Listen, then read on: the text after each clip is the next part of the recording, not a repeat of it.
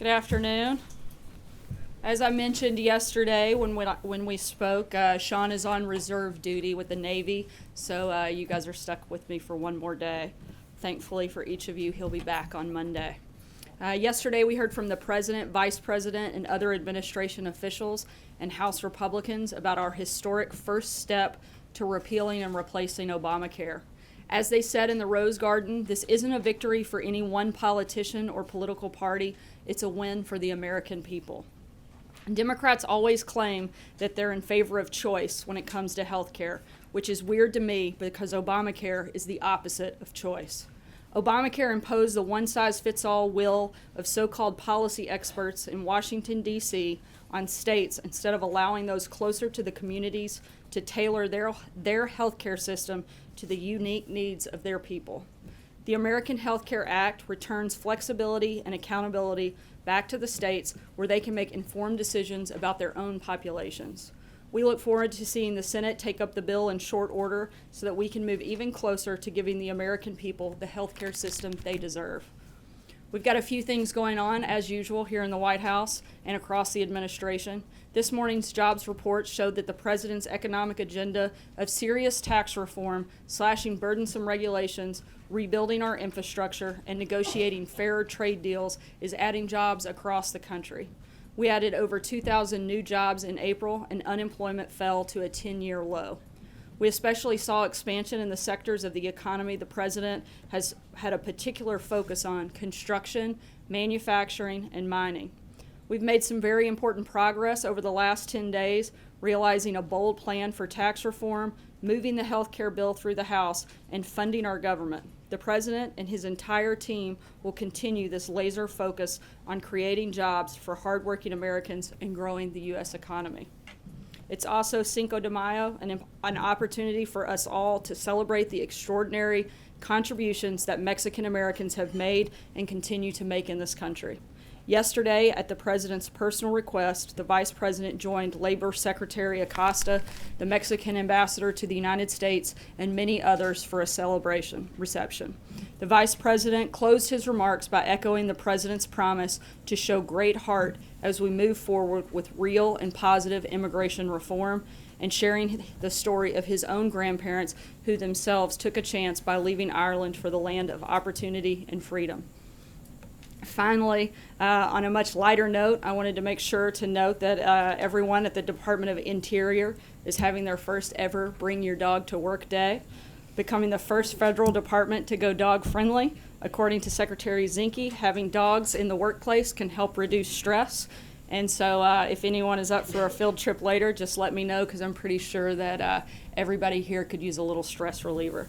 And with that, I'll take your questions. John Roberts. Sarah, welcome to the podium. Thank you. By the way, from all of us. On the process. Does that mean you're going to be super nice today, right? On the process of getting the American Health Care Act through the Senate, there's some talk that they may have to go back to the drawing board. As you know, it was an awfully heavy lift getting the AHCA through the House. Does the president expect that the process in the Senate could be even more difficult? Look, I think that the one thing that you can be sure of is to never underestimate this president. I think he's shown time and time again when he's committed to something, it's going to get done. He's made no secret he's committed to reforming the healthcare system. You're going to see that process take place. We're not going to get ahead of the legislative process. We expect there to be some changes, but we expect the principles and the main pillars of the health care bill as it exists now to remain the same. It sounds like there could almost be wholesale changes here. And is it possible for I know that this is a little bit hypothetical because you don't know where this is going, but if the Senate makes substantial changes to what passed the House, is it ever going to get out of the conference committee? Look, again, I think that we're focused on the big principles of the health care bill: lowering cost, creating a competitive environment, flexibility, giving states the ability to make decisions within the healthcare system. We don't expect those things to change. Again, I feel like there will be some changes. That's part of the process, the legislative process. We fully anticipate that to play out, but we expect that the big piece of this is the fact that Obamacare is simply unsustainable. Democrats know that, Republicans know that, the American people know that. We have to have change. That's what we're going to get, and we fully anticipate that to take place. Sarah, the Senate tends to be a more deliberative body. How patient is the president on this health care bill? He obviously has other priorities that he's working on, tax reform, infrastructure. And does he feel like there's needs to be sort of an artificial deadline, perhaps, on when this bill needs to go to conference, perhaps by the 4th of July? Not necessarily. The president's focused on getting it right, not getting it fast. I think we saw the mistake that the Democrats made by trying to force and rush this through. We're taking the appropriate steps to make sure that the American people get the health care system they deserve, and that's the president's commitment, not an artificial timeline. Is it fair to say that this should be called Trump care at this point? Again, I said this yesterday, but look, we're not focused on labels. What this president wants to be remembered for is not the name that's put on it, but the person that got rid of Obamacare and put a system in place that actually worked for the American people. That's the type of legacy he'd like to be focused on, is being the president that actually reformed health care to benefit Americans instead of to bankrupt them. And so call it what you want, but we're calling it reform, and we're calling it a system that works. Sarah, Kristen? just to follow up on the question about the timeline, John Cornyn said, Senator Cornyn said, we're not under any deadline. I heard you say in your opening remarks that you expect the Senate to take this up in short order.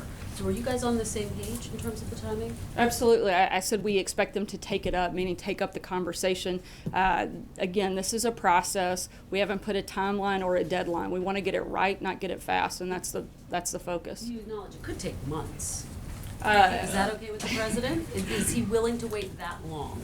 Look, again, we want to wait to get it right, not to put an artificial deadline. We haven't, the administration has not laid out a time frame on when we want this to happen. We want to make sure it gets done correctly. And just ask you about some of the criticism. The AARP says this amounts to an age tax.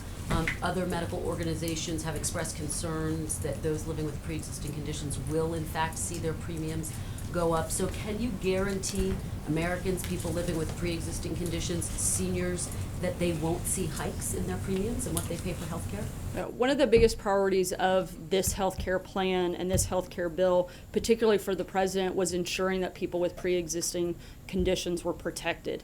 The final bill added an additional $8 billion to go a step further to provide another layer of protection And for. I understand that, but some opponents call that a Band-Aid. They say it's just not enough money. Well, that's not the only piece of it that has coverage for pre-existing conditions. Again, the president wanted to focus on those that were most vulnerable, whether it's people with pre-existing conditions or the unborn. He was certainly focused on protecting the most vulnerable. Can the president guarantee those Americans This they is won't see like their 12 premiums question go up? Friday Just to instead of follow up. But can those with pre-existing conditions and older Americans be guaranteed that they won't see hikes in the prices they pay? That's the whole point of this bill, is to lower costs across the board, not just for those with pre-existing conditions, but to create competition so you have lower premiums, to give states flexibility. That's the entire purpose of reforming this system, is to have lower costs. So yes, that would be the goal, and certainly, again, the priority of the president. Margaret? Thank you, Sarah. Really interesting, and I thought surprising story in Politico saying that there's a plan by the Trump administration to gut the Office of National Drug Control Policy. And I'm just wondering if you could tell us, is that report correct, and why? Is the thinking I mean, obviously he cares about the opioid addiction problem. We've talked about that. He brought Chris Christie into the mix. What would be the reason for gutting that office, and is it to move it somewhere else? I've got a French election question also. I'll wait though. Look, my first piece of advice would never be to use Politico for a source of for your story, but in terms when it comes to the opioid epidemic, I think the president's been extremely clear this is a top priority for him. I certainly wouldn't get ahead of conversations about the budget. We haven't had a final document, and I think it would be ridiculous to comment on a draft version of something at this point. Would you loosely address the idea that he's contemplating a substantial cut to that office and to move that sort of work outside of that office? I'm not going to comment on ongoing discussions. Again, there's not a final document. When there is, we'd certainly be happy to discuss that. I think the bigger point here is the president has made very clear that the opioid epidemic in this country is a huge priority for him, something he is certainly very focused on tackling, and something that I think was ignored by the previous administration that won't go ignored in this one. Thanks. So I got France real quick. I told you my second. French elections, we know President Obama has a dog in the fight. Does President Trump have a dog in the fight? If so, who? And if not, does he at least have a prediction on who's going to take it and whether that matters? I haven't had the opportunity to have a conversation with him about whether or not he supports any particular candidate, but I can tell you that the president will work with whoever the people of France decide to elect. That's a decision that they need to make, but the president's committed to working with leaders across the globe to combat a whole host of issues, and certainly would do that with whoever the people elect. Hey, thanks. Could you just address what the president, I have two parts, two questions I should say, I want to preface this, not 12 though. The president's comments yesterday, does he really think that Australia's government-run universal healthcare system is better than ours? I think he was simply being complimentary of the prime minister, and I don't think it was much more than that. Okay, and then I want to ask you about this case out of Maryland. As you probably know, the prosecutors have dropped the rape charges against the two undocumented teens accused of attacking that 14-year-old classmate. This White House was vocal on that case. From this podium, Sean Spicer said that a big part of the reason the president has made illegal immigration and crackdown such a big deal is because of tragedies like this. Did this White House unfairly jump to conclusions in this case? Look, I think that we're always looking to protect the American people. Sean was speaking about what he knew at the time, and certainly I haven't had a chance to dive into the latest on that, but we will, and we'll get back to you. You want to retract anything that the White House has said so far? I'm not going to retract anything without further information in front Can of I me. follow but up on that? certainly. Have you talked to Sean, and does he have any regrets about what he said? I have not talked to Sean. He is on Navy duty, where you don't get to carry your phone around very often, I don't Never? think. So, I mean, I talk to him every day, but I haven't yet today. So Sarah, when I do, I'll certainly ask him. On that question, is there a general danger that the White House, through its rhetoric, is animating too many people to jump to conclusions against immigrants, and in the process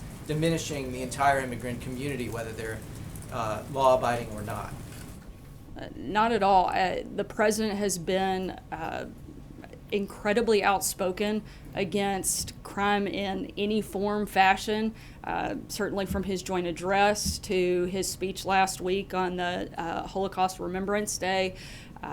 Look, this is a law and order president. He's focused on restoring law and order. We've seen a spike in crime and rates starting in 2015 across the board, not just in any particular sector. I think that's why he campaigned and talked so much about needing to restore law and order in this country. It's why he's focused on securing our border, stopping drug trafficking, human trafficking. Those are things that have been a priority for him, and I think that the reason is because he places such a high value on that.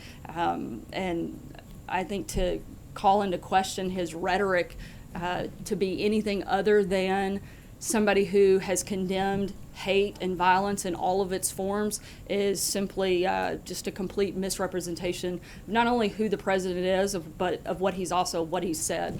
Matthew? Thanks, Sarah.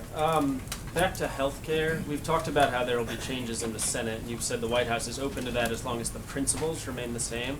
I was wondering if we could get a little more specificity on specifically what principles and how they're represented in the current House bill. So, for example, is a state's ability to waive essential health benefits and the pre-existing conditions protections, that the Freedom Caucus negotiated so hard for, does that have to stay in the bill for the president to support it?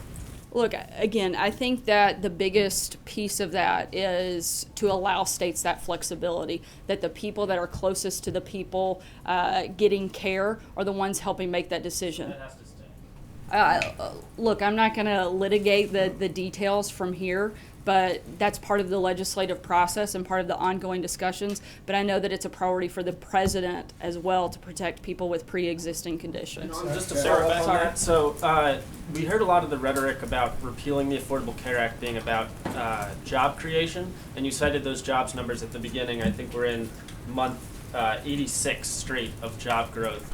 and we're hearing less of the talking point about Obamacare killing jobs. Does the president still stand by that this was a job killer and that that's a reason to repeal it, or has he moved on from that argument? I certainly think he stands by that comment. And how do you Absolutely. explain the consistent growth since that act was Well, I passed? think other things have taken place. Just because one thing may be killing jobs, that doesn't mean you can't have job growth in other sectors. Primarily, the places where we saw the most growth in this jobs report were in manufacturing, coal miners, other places. So I certainly think you can have job growth even when there are job-killing regulations. Sarah, back to the comment that the president made to the Australian Prime Minister. Are you saying that he didn't mean what he was saying when he said that they have a better healthcare system? I'm saying that the president was complimenting a foreign leader on the operations of their healthcare system, and that it didn't mean anything more than that. But he Carolee? doesn't believe they have a better healthcare system? I think he believes that they have a good healthcare system for Australia. Again, that's one of the biggest things that is wrong with Obamacare. It's tried to be a one-size-fits-all, and that's the opposite of what the plan is that we're putting in place right now. It allows for state flexibility. What works in Australia may not work in the United States. So I think, again, he was complimenting the Prime Minister, and we're focused on putting a healthcare plan in place that works here. Carolee? The Pentagon said today that a Navy SEAL was killed in Somalia first in quite some time. Does the White House has a comment on that? Is the president briefed on that? Should we expect a statement from him? The president has been briefed on that. He spoke directly with General McMaster earlier today. Obviously, we first and foremost want to express our deepest condolences and our deepest appreciation for all of the men and women in the military and the ultimate sacrifice that they paid, particularly this soldier and all of the others. The president has made it certainly a major priority to protect the men and women who protect us. That's one of the reasons that he wanted to put so much emphasis on rebuilding the military, and that was a priority for him in the budget. And again, our deepest sympathies and condolences go out to all of the men and women in uniform, and particularly this family. Should we expect a statement from him? From the president, I don't know at this time if I know he doesn't want to get ahead of the notification process, and that's still taking place at this point. Sarah. Abby? Hey, Sarah. So the president tweeted this morning that he's saving taxpayers money by working from Bedminster over the weekend instead of New York City, but would he not save more money by simply working out of the White House? And why is he making that sort of comparison? Well, look, this is the president's first time to be back in the New York metro area, and he's staying at his private residence in New Jersey versus staying in Manhattan. Had he stayed in Manhattan, the disruption would have been far greater than being in New Jersey. The bottom line is the president no matter where he goes, and he doesn't get to control the level of costs and security that may come along with that. But he does control where he works. Why doesn't he work more from the White House? He spent the last maybe 14 weekends. You guys complain we work too much around here and that you're too tired, and now we don't work enough. For the purposes of costs and savings to American taxpayers, which he raised this morning. Again, this is the president's first time to go back home to the New York metro area, and I think he's trying to save the taxpayers' money the best way he can by taking his team and focused and being in New Jersey instead of in New York, where it would have caused a much greater disruption and a much greater cost to taxpayers. Amen. Thanks, Sarah. Earlier you mentioned this morning's big jobs report, and you also cited the president's tax plan as one of the reasons for that job growth. Are you saying the tax plan that hasn't passed yet was responsible for creating jobs in the month of April? What I'm saying, I think we saw from the very beginning, the minute that the president was actually elected, even before he took office, you saw consumer confidence go up. We've had meetings with countless CEOs, small business owners, people that are involved in job creation come in and tell us that they are much more confident in going out and hiring people, building their businesses, and growing the economy because they have a president who actually cares about it and is focused on it like this one is. So I certainly think that the environment that he is creating is much more friendly. not just through the passed yet? tax reform system, but by laying out those priorities, they know what's coming down the line. They have confidence in this president like they didn't in the previous one. But it's not just that, it's getting rid of all the job killing regulations that we've seen through executive orders, and again, a focus on rhetoric of creating jobs, and that certainly has added to that. And also on jobs, Apple announced this week that it's creating a $1 billion fund to spur manufacturing job growth inside the United States. Can you tell me what communications the White House has had with Apple either before or after that announcement, if any? I'm not aware, so I'll have to check and get back to you on that. Dave? Sarah, thanks. Does the president still intend to sign the spending bill today? Yes, I believe actually he signed it just within the last hour. Would he ever consider using, President Obama, for example, got some criticism over the years for adding signing statements to legislation to, indicate where he disagreed with the bill he was signing. President Bush did the same thing on a number of occasions. Does this president intend to ever use that option? I'm not aware of that. It's something I'd have to check on and get back to you. Yeah, Sarah, thank you. You were talking a minute ago about states wanting flexibility. Do you know which states are likely to seek a waiver on pre-existing conditions? Not yet. That was something that probably HHS would have a better handle on, and I'd refer you to talk to them. Hey Sarah, I was going to ask you, before the summer travel season kicks off, we're seeing more of these airline incidents. We saw Delta apologizing for what happened from that Hawaii flight. We saw what happened with United. Earlier this week, the Senate and the House had some CEOs on the Hill. Does the president want DOT or FAA to work more closely with the airlines to maybe better establish what passengers can expect if they're going to get kicked off a flight, or what the rules should be? Would this be something where maybe the government could clarify what the law should be? I haven't had that conversation. That's something we certainly would have to look at. But what I could tell you is that I don't think anybody in the administration thinks that the handling of some of these passengers is probably a good thing. And so we want all people across the board to be treated with the utmost respect, whether that's on an airline or anywhere else. I don't know that that's a government regulation that should weigh in to do that. Hopefully that's just common decency, but it's certainly something worth taking a look at. Sarah. Sure, go ahead. Thanks a lot, Sarah. Now that the House has healthcare reform off its plate, they're likely to take up tax reform. Does the administration have a position as to whether or not the legislation that ultimately emerges from the House Ways and Means Committee should be deficit neutral? That's something that we would probably have to look at, and I'm not ready to comment right now. And on the healthcare reform legislation that the Senate will soon take up, will the administration play a part in what that bill looks like, or are you just going to essentially be hands-off and let the Senate do its work? I think we've made very clear we're going to be hands-on in this process. It's a priority to fix a very broken system. Obamacare is a disaster, and this isn't a president who does things hands-off. He's fully engaged on the House side. I expect him to be fully engaged on the Senate side and make sure that we get the bill that the American people deserve. Francesca? Thank you, Sarah. It's Two Question Friday. I got two questions for you. All right, the first one on Syria, about the de-escalation zones that they're talking about establishing. The administration has said that there's reason to be cautious about those. Could you elaborate on that and explain maybe what some of the reservations are for those de-escalation zones, and also how that plays into the safe zones the president has endorsed? Look, the president's expressed a desire to achieve peace in Syria. I think that's the broader mission, and we're looking at all ways in order to achieve that, and we haven't laid out any specifics any further than that at this point. Okay, sorry. There's two questions. There's Two Question Friday. The other question, there was a report today that said that there's an effort at the White House to start limiting the number of people in the senior staff meetings down from 15 to 8, and I was wondering first if there's any truth to that, and who are in these senior staff meetings these days? The 15 people, or the 8 for that matter, that are being left out? Sometimes you have big groups, sometimes you have small groups. Look, meetings vary from day to day around here. I'm not going to comment on the hundreds of meetings that take place in the White House every day. There's no specific effort, though, to keep them down into a smaller group, or to keep certain people out of those meetings at this point? I think it's ridiculous to think we're trying to keep certain people out of these meetings. I think one of the greatest assets of the president is his accessibility, and he talks with a number of people on his staff day in, day out, and that's not changing. John Gizzi? Yeah, thank you, Sarah. Two-question Friday again, but first, congratulations on your first on-camera appearance. Thanks. We'll see how it goes. All right. Let's hold the champagne for a little while.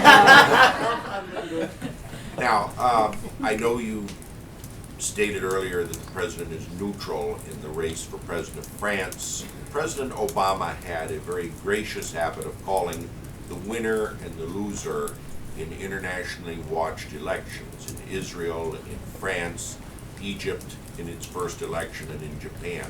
Will the president do the same with the two candidates running in France? I would imagine that would be the case. He's made a practice of reaching out to foreign leaders across the globe, and I would imagine that he would do that once this election concludes. But I don't know that for certain, but I would imagine that takes place. Yeah. All right. So And the other, two questions, guys. Yes. The other, going back to the president's executive order on the Johnson Amendment, nearly 20 years ago, Congressman Walter Jones of North Carolina introduced the first legislation to repeal the Johnson Amendment and said at the time that it would take an act of Congress. And while the president's executive order tells the IRS agents not to enforce it, the law is still on the books. Does the president support a repeal measure for the Johnson Amendment? He's committed, I think, to religious liberty and protecting it, and whatever that requires. I think this is the first step in a process, and I don't think we're taking anything off the table when it comes to protecting the rights of all the citizens of this country. Sarah. Yeah. What happened to the White House chief usher? So I know that question has come up. She is no longer employed here at the White House, but we left on very good terms and wish her the very best and certainly hope for great things for her in the future. However, it's not uncommon that you might have a transition of staff when a new administration comes in, and it's simply nothing more than that, and we certainly wish her again the very best. New chief usher? I believe that the deputy usher will be serving as the acting usher for right now. Thanks so much. The White House, when the White House announced that the Colombian president was going to come here, mentioned Venezuela being a major topic. Venezuela's been a big topic with the visit by President Macri of Argentina. What are the president's administration's major concerns about Venezuela, and what does he hope out of Colombia in regards to assistance with this situation? I think the situation in Venezuela, some of the acts there have been deplorable and certainly something that we're monitoring very closely in terms of specific movement or engagement that we have at this point. I can't comment any further on that right now, but something we're certainly aware of, monitoring, and keeping a very close eye on. Sarah. Right in the back. Thank you. The president said that it's, quote, not good that Susan Rice has declined an invitation to testify on the unmasking of U.S. citizens. Does the president think that Congress should subpoena her? I think that that's a question for Congress, but I do think that it's sad that she has chosen not to be transparent in this process and, frankly, not to cooperate in this process. We feel very confident that as all of this plays out, it will land on the right side of where we are, but I think it's unfortunate for her and has really no bearing for us. When in Israel, will the president meet again with Mahmoud Abbas, and if so, where? And also, is he planning to take that opportunity to deliver a more formal speech about how he sees a potential peace process? I don't know if any plans for that have been made, but we'll certainly keep you guys posted. I'll take one last question. Thanks, Blake. Sarah. Let me just wrap it up then with healthcare. Yesterday, you had said that it was the House wasn't waiting on the CBO. You gave the reasons why. You said today that you would like to see the Senate move in short order. However, they are waiting for the CBO to score this. So I'm just trying to figure out the timing of this. Is the White House okay with the Senate waiting for the CBO, even though it was justifying yesterday the House kind of breezing past it? I think that's something for the Senate to decide if they want to wait for that. Look, that's not something that's held us back. I think I know the gospel pretty well, and I'd say the CBO is not the gospel. They've been wrong before. They can certainly be wrong again. And, I think, again, we'll let the Senate make a decision on whether or not they want to wait for that. But we feel very confident in where the plan is and moving it forward. Thanks, guys, so much. See you on Monday.